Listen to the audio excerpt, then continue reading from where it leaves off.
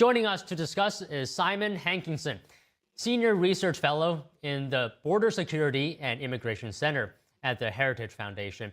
So good afternoon to you. Thank you for joining us today. And HHS Deputy Secretary Jim O'Neill said that they're turning off the money spigot to stop the misuse of federal dollars. What is your initial reaction to this move? Well, if you've got a massive leak, the first thing you want to do is stop it, right? And then investigate the causes of the leak. This is a monumental scandal. We know that, especially during COVID, there was a rash of fraud across all these federal programs with the billions of dollars pouring out of the Treasury. But this particular concentration of fraud is worrying in that it is in one particular community in one particular state. And the scale of the fraud, it's not just child care centers, autism, housing, just a range of benefits. I think that is a wise policy to stop the money flowing until you can verify who it's flowing to. If people can show that they genuinely qualify for these programs, then they should get the money. But unless they can prove that they have children with special needs or that are going to these daycare centers, they shouldn't get it. And I think a longer term project has to be to seriously look at why the federal government is subsidizing housing through Medicaid, which is not anything to do with medical care, and maybe put some more responsibility on cities and states to pay their own bills so that they pay when fraud happens and not people in Washington, D.C. and North Carolina and Florida. Okay, let's talk about the requirements here. Before this action by HHS, what were the requirements for a state to qualify for federal funding through the Administration for Children and Family, also known as the ACF? And is there anything that needs to be improved in this process so that we see less fraud? Well, I'm not an expert on federal benefits programs, but what is clear is that the oversight on these programs was ridiculously lax. Now, I would argue, I'm a conservative, that the fact that all these programs existed in the first place was a mistake. I don't think the federal government should be responsible for, feeding and caring for the entire population regardless of need. I think when you have high concentrations of poverty like this, it should be more of a state and local concern, but that's a separate issue. If the programs do exist and they have rules, there should be adequate oversight. And what we've been seeing is that inspectors were going to these daycare centers and they were looking up and realizing that there are all kinds of mistakes and things, boxes that weren't being ticked in terms of regulations. And they didn't seem to follow up and make sure that there were actually children attending and staff who were qualified, who were holding these classes, and that the whole operation was being run properly. So it's a bit of a mess from a regulatory point of view, from the bottom all the way up to the top. Okay, Simon, so you mentioned oversight a few times now. How in your view did this happen? How did we get to this point where fraud in Minnesota has now become a national story? I think there's several different layers to this, but what I really think should not be overlooked is that politicians in Minnesota, from Tim Walz to his lieutenant governor to the attorney general, right on down to the mayor of Minneapolis, were pandering to this Somali community for electoral reasons, and they seemed really averse or frightened of investigating genuine leads because they were worried about the political implications. And look, I don't care where the fraud is coming from. If it's Somalis, if it's third generation Minnesotas of Scandinavian origin, who cares? The fact is, people shouldn't steal money. And I'm sure that a lot of members of the Somali community don't want to see federal money and local benefits money stolen if maybe they could qualify for programs that money could pay for. So across the board, this is a political failure. This has been hiding in plain sight. I was a consular officer for many years, and I've seen a lot of fraud. And as soon as you start pulling a little bit on the thread of a fraudulent case, it very quickly unravels and becomes obvious. And then you can start passing it over to prosecutors to take care of business. But in this case, it seemed like there was little curiosity on the part of the officials who were supposed to be responsible for these programs, partly because, it's state and federal money. And they figured, well, we can just, as long as they're not asking questions, why should we ask questions? And they're not being good stewards of our money.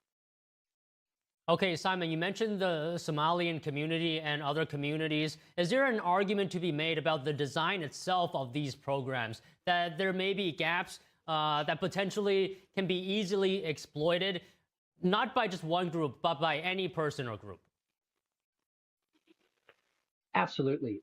Look, I have lived in countries that are extremely corrupt, low trust societies, you might call them, where it's very common, to cheat on exams, to not pay your taxes, to cheat on paperwork, whether it's for real estate purposes, driver's licenses, right through the entire society.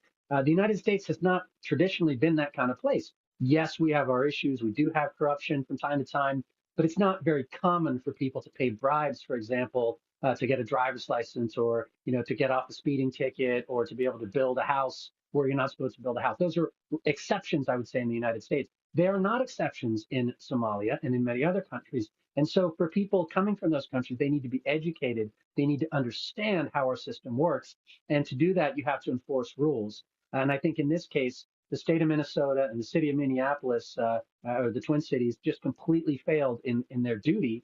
And as a result, we're all going to pick up the pieces and pay what looks like over $1 billion of money that's disappeared.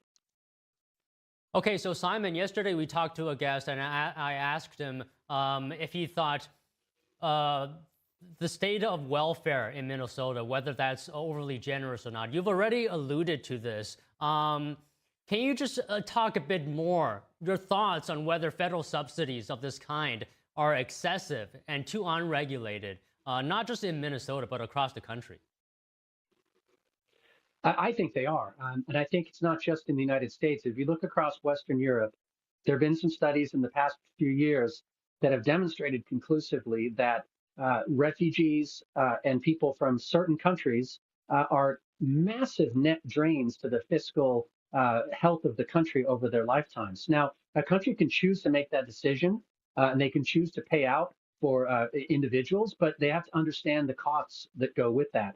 And I think in a state like Minnesota, if you look at the percentage of Minnesota-born, so native-born Americans who claim benefits, is significantly lower than the percentage of Somali immigrants, and I'm sure other communities that are on benefits. There's something like a study by the Center for Immigration Studies showed that almost 90% of Somali-led households with children were on some kind of federal welfare benefit program, whereas it was only like 25% among the population as a whole. So you have programs that are designed for people who are indigent, who are in real need, that are vulnerable to exploitation and fundamentally have limited budgets. I think the housing program had a budget of like $3 million. That was what they expected to spend, and it ballooned up to well over $100 million in a very short time because of abuse. So yeah, federal welfare and even state and local welfare cannot be a blank check, because the revenue coming into the coffers is not unlimited. Okay, Simon, just one last question. I'm just thinking about solutions here. Do you think if we could just end illegal immigration through whatever means, do you think that will have a huge impact in reducing fraud? Well, ending illegal immigration, yes, would have a huge impact on a lot of things. It would free up housing. It would make the job market more lucrative for Americans and legal immigrants competing for jobs.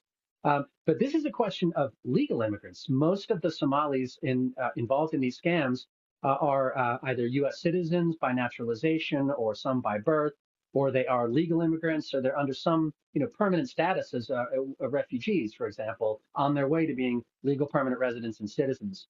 So it's not just a question of illegal immigration. It is a question of the number of people that we're bringing in who have limited job skills, no English, and no ability to ever in their lifetimes produce more income and give more taxes to the state than they're going to take out in benefits, from health to education to all of these 80 plus federal welfare programs we have.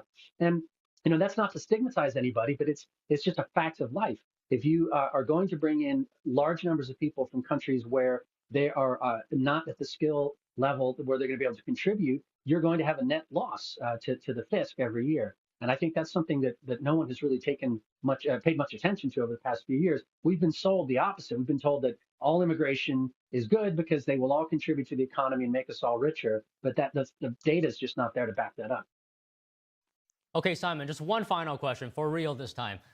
Is there an argument to be made that these legal immigrants who are in the United States, they may not have the skills initially, but over the lifespan of their stay in the United States, that over time they'll make up the shortcomings in the beginning later on.